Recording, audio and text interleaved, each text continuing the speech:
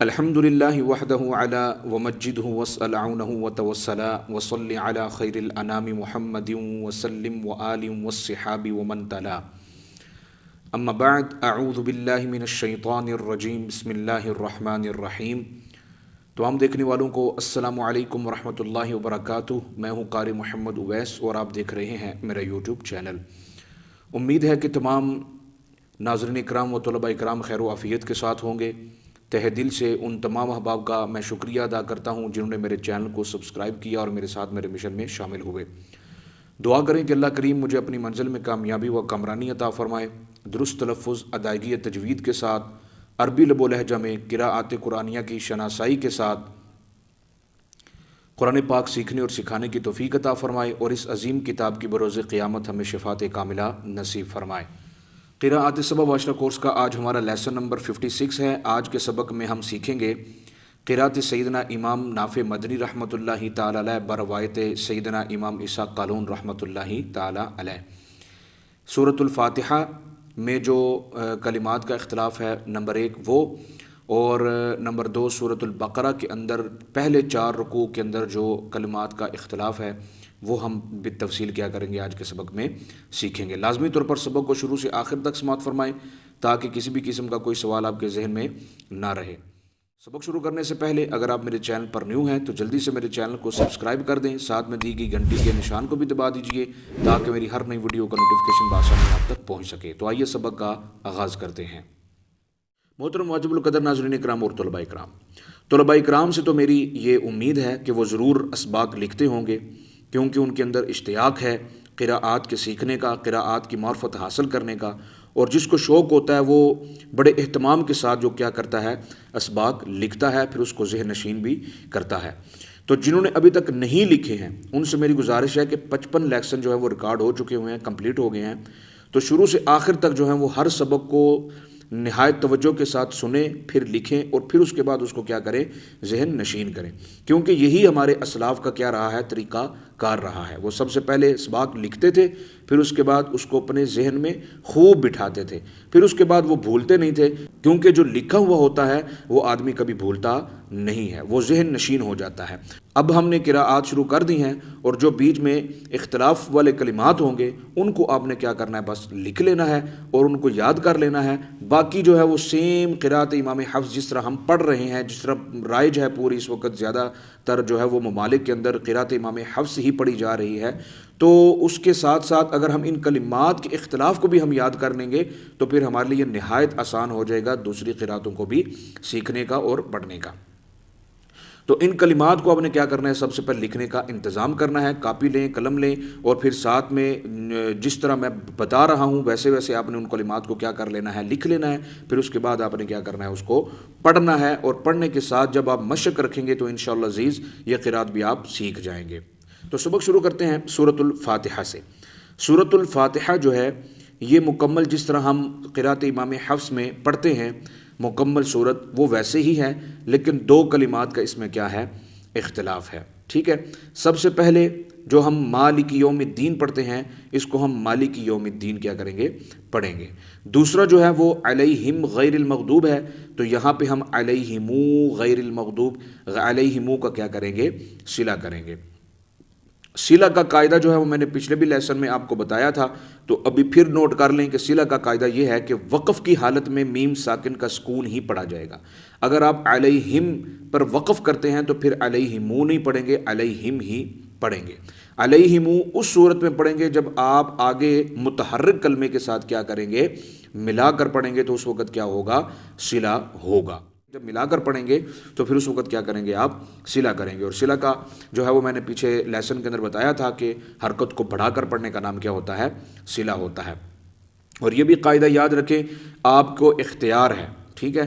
اگر وصل کی صورت میں اگلی کلمات کے ساتھ آپ ملا کر پڑھ رہے ہیں تو آپ کو اختیار ہے، آپ صلہ کریں تب بھی ٹھیک ہے، صلہ نہ کریں تب بھی جائز ہے۔ یعنی دونوں صورتوں میں اگلے متحرک حرف کے ساتھ ملا کر پڑھنے کی صورت میں یہ جواز ہے کہ آپ صلہ کریں یا نہ کریں، آپ کے اوپر کیا ہے، اختیار ہے، دونوں طرح سے کہ یہ کیا ہے، جائز ہے۔ تو طلباء کرام آپ سے گزارش ہے کہ سورۃ الفاتحہ کے یہ جو کلمہ میں نے آپ کو بتائے ہیں، مالکی کو مالکی اور علیہم غیر کو علیہمو غیر المغضوب. تو یہ سورۃ الفاتحہ کا صرف کیا ہے اختلاف ہے قرات سیدنا امام نافع مدنی رحمۃ اللہ تعالی بروایت سیدنا امام عیسیٰ قالون رحمۃ اللہ تعالی علیہ کے نزدیک سورۃ الفاتحہ کے پڑھنے کا یہ طریقہ کار ہے.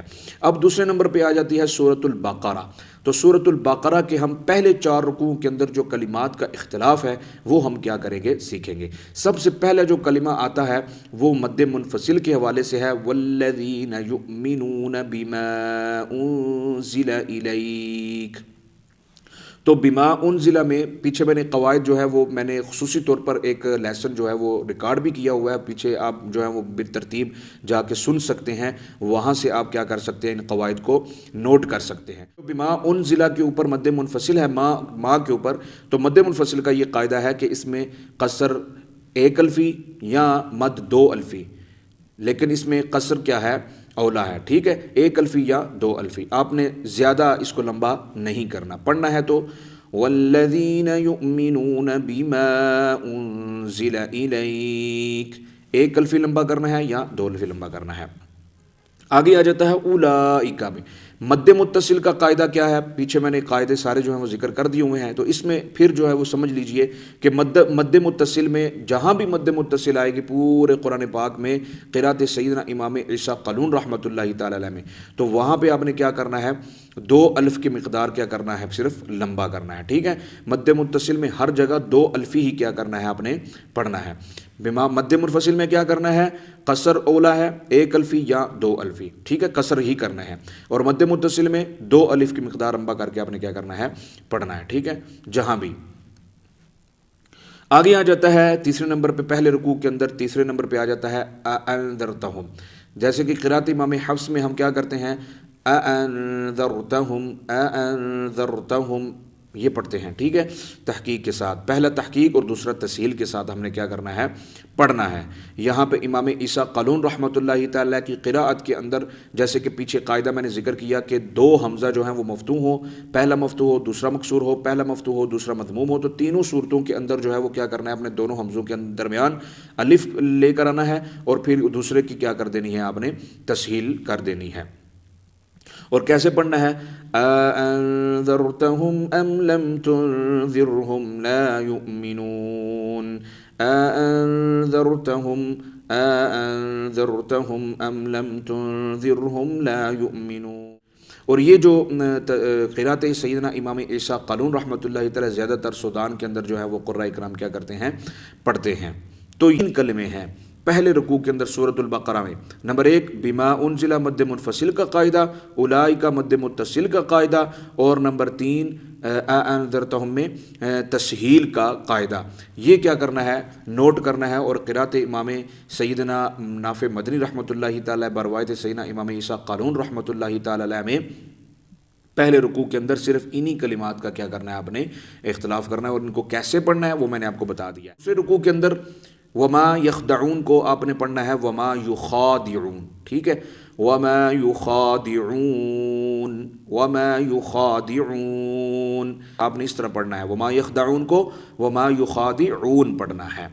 تو دوسرا جو کلمہ ہے وہ ہے وَلَهُمْ عَذَابٌ أَلِيمٌ بِمَا كَانُوا يَكْذِبُونَ. یکذبون کو آپ نے کیا پڑھنا ہے یکذبون. یہ آپ نے لکھنا ہے, جب آپ لکھیں گے نا تو پھر آپ کو کیا ہوگا سمجھ میں آئے گا. دوسرے رکوع کے اندر پہلا کلمہ کا جو اختلاف ہے یعنی باقی سیم قرات آپ نے ویسے ہی پڑھنی ہے, صرف ان کلمات کے آپ نے اندر کیا کرنا ہے صرف تھوڑی چینجنگ لانی ہے. وما یخدعون کو آپ نے وما یخادعون پڑھنا ہے اور یکذبون کو یکذبون پڑھنا ہے. ٹھیک ہے, تو یہ کیا ہے یا کے مضموم کے ساتھ اور ذال کی تشدید کے ساتھ. تیسرا جو کلمہ ہے رکوع نمبر 2 کے اندر وہ ہے آمن السفہاء. آمن السفہاء آمن السفہاء الا, آگے آتا ہے اعلی, تو ہم نے آمن السفہاء کے آگے کیا پڑھنا ہے والا. ٹھیک ہے, آمن السفہاء ولا. ٹھیک ہے, قرات امام حفص میں کیا آتا ہے آمن السفہاء الا انہم هم السفہاء. تو یہاں پہ ہم نے کیا پڑھنا ہے آمن السفهاء ولكنهم هم السفهاء ولكن لا يعلمون. ٹھیک ہے، یہ ہم نے پڑھنا ہے. تو رکوع نمبر 1 کے اندر بھی تین کلموں کا اختلاف تھا، مد متصل، مد منفصل اور تسہیل کا. رکوع نمبر 2 کے اندر 3 کلموں کا اختلاف تھا، وما یخادعون، یکذبون اور آمن السفہاء ولا. یہ 3 کلمات کا کیا ہے؟ اختلاف ہے. رکوع نمبر 3 کے اندر صرف ایک ہی کلمہ بالکل آخر کے اندر آتا ہے، وَهُوَ بِكُلِّ شَيْءٍ عَلِيمٌ. تو وَهُوَ بِكُلِّ شَيْءٍ عَلِيمٌ کو آپ نے پڑھنا ہے وَهُوَ بِكُلِّ شَيْءٍ عَلِيمٌ، ہا کے سکون کے ساتھ. ٹھیک ہے، وَهُوَ کو وَهُوَ، ٹھیک ہے، وَهُوَ بِكُلِّ شَيْءٍ عَلِيمٌ. ٹھیک ہے، تو یہ رکوع نمبر 4 کے اندر صرف ایک کلمے کا کیا ہے؟ ایک کلمے کے اندر چینجنگ لانی ہے. یہ جن کلمات کے اوپر میں آپ کو نوٹ کروا رہا ہوں، یہ کلمات آپ نے لکھ لینے ہیں، یاد کر لینے ہیں. اور جب آپ قراءات سیدنا امام نافع مدنی رحمۃ اللہ تعالی بروایت سیدنا امام عیسیٰ قالون رحمۃ اللہ تعالی پڑھیں سورۃ الفاتحہ یا سورۃ البقرہ. سورۃ الفاتحہ کا بھی میں نے بتا دیا ہے، اور سورۃ البقرہ کے پہلے جو 3 رکوع ہیں وہ بھی میں نے بتا دیے. اب چوتھے رکوع کے اندر جو ہے وہ صرف ایک چیز کا اختلاف ہے، اور وہ کیا ہے؟ انی اعلم غیب السماوات. تو جب ہم انی اعلم غیب السماوات پڑھتے ہیں تو قاعدہ کیا ہے امام عیسیٰ قانون رحمۃ اللہ تعالی علیہ کا، کہ جب یائے اضافت جو ہے وہ اس کے بعد اگر حمزہ قطعی آ جاتا ہے تو پھر یائے اضافت کو بھی کیا کرتے ہیں؟ مفتوح پڑھتے ہیں، اس کے اوپر بھی زبر پڑھتے ہیں. تو انی اعلم کو کیا پڑھیں گے؟ انی اعلم غیب السماوات، انی اعلم غیب السماوات. واجب القدر ناظرین کرام اور طلباء کرام، یہ تھا پہلے سورۃ البقرہ کے پہلے 4 رکوع کے اندر جو کلمات کا اختلاف تھا وہ، اور سورۃ فاتحہ کے اندر جو کلمہ کا اختلاف تھا وہ. یہ میں نے سورۃ الفاتحہ مکمل اور سورۃ البقرہ کے پہلے 4 رکوع جو ہیں ان کے اندر جو کلمات کا اختلاف ہوتا ہے سیدنا امام عیسیٰ قالون رحمۃ اللہ تعالی علیہ کی قرات کے اندر، تو وہ آپ نے کیا کر لینے ہیں؟ نوٹ کر لینے ہیں، یاد کر لینے ہیں، لکھ لینے ہیں. نہایت آسان سا سبق ہے، کوئی بھی جو ہے وہ اس کو، عام آدمی بھی اس کو سمجھے گا تھوڑا سا بریک بینی کے ساتھ، نظر عمیق کے ساتھ، تو انشاءاللہ العزیز اس کو کسی بھی قسم کی دقت کا سامنا نہیں پیش آئے گا. ٹھیک ہے، یہ بہت آسان سا ہے. کلمات کو آپ نے بس چینج کرنا ہے. اختلاف ہے ظاہر ہے امام قراء کرام کے نزدیک، اور ان قراتوں کو قرات سیدنا رسول اللہ صلی اللہ علیہ وآلہ وسلم بھی کہتے ہیں، یعنی قرات رسول بھی کہتے ہیں. ان قرات 7 کو قرات رسول بھی کہتے ہیں، کیونکہ ان قراء 7 نے رسول اکرم علیہ الصلوۃ والسلام سے کیا کیا ہے؟ یہ سب قراتیں کیا کی ہیں؟ حاصل کی ہیں، جو امت تک کیا کی ہیں؟ بڑی محنت کے ساتھ پہنچائی ہیں. اور یہ سب 7 قراتیں کیا ہیں؟ متواتر طریقے سے رسول اکرم علیہ الصلوۃ والسلام سے ثابت ہے. ٹھیک ہے، ان کو آپ نے شوق کے ساتھ، اس نیت کے ساتھ سیکھنا ہے کہ یہ رسول اکرم علیہ الصلوۃ والسلام کی کیا ہے؟ قرات ہے. ٹھیک ہے، تو برائے کرم محترم واجب القدر ناظرین کرام اور طلباء کرام، اگر آپ کو یہ سبق سمجھ میں آ گیا ہے تو مجھے آپ نے ضرور بتانا ہے. اگر کسی بھی قسم کا کوئی سوال آپ کے ذہن میں رہ گیا ہے تو وہ آپ مجھ سے کیا کر لیجئے گا؟ پوچھ لیجئے گا. مجھے نہ چیز کو دعاؤں میں یاد رکھیے. اگلے لیسن میں میری اور آپ کی ملاقات ہوگی. اللہ حافظ. السلام علیکم ورحمۃ اللہ وبرکاتہ.